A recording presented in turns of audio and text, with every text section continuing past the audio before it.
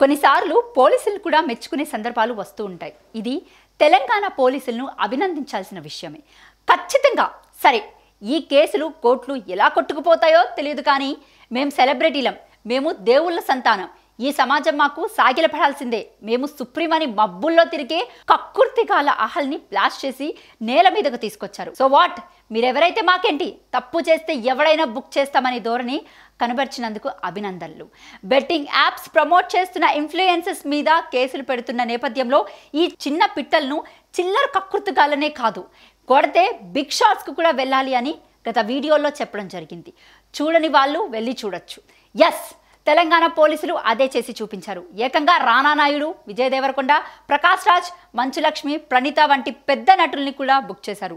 నిజంగా ఓ మాట చెప్పుకుందాం, రానాకు ఏం తక్కువ, ఎందుకో కక్కుర్తి, విజయ్ దేవరకొండ అంత డిమాండ్ ఉన్న హీరో, ఏంటి చిల్లరతనం. సరే, ప్రకాష్ రాజ్ అంటే ఓ దేడు దిమాగ్, తెల్లారు లేస్తే 1,00,000 నీతులు చెబుతాడు. దూరేవి ఇదిగో ఈ బెట్టింగ్ యాప్స్.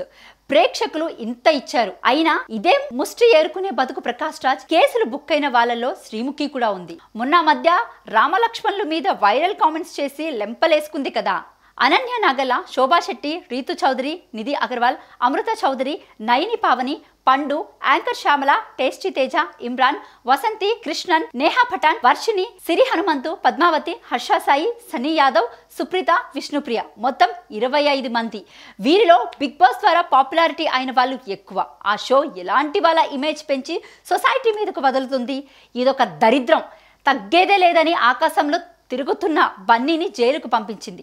నేల మీదకు దించిన తెలంగాణ పోలీసులు మంచు ఫ్యామిలీలో ఆల్రెడీ 3 కేసులు పెట్టి ఇప్పుడు మంచు లక్ష్మిని కూడా బుక్ చేసి ఏకంగా ఇప్పుడు ఈ 25 మందిని బుక్ చేసి బహుభరక్ అనే మెసేజ్ ఇచ్చారు. కాకపోతే మరి అకున్ సబర్వాల్ టైప్లో డ్రగ్స్ పిచ్చి కేసులు పెట్టి రోజువారీ షో చేయడం కన్నా ఈ బెట్టింగ్ యాప్స్ కేసును సైలెంట్గా బహిరంగంగా ప్రదర్శనలు ప్రచారాల కోసం వెంబర్లాడకుండా కొనసాగిస్తే బెటర్.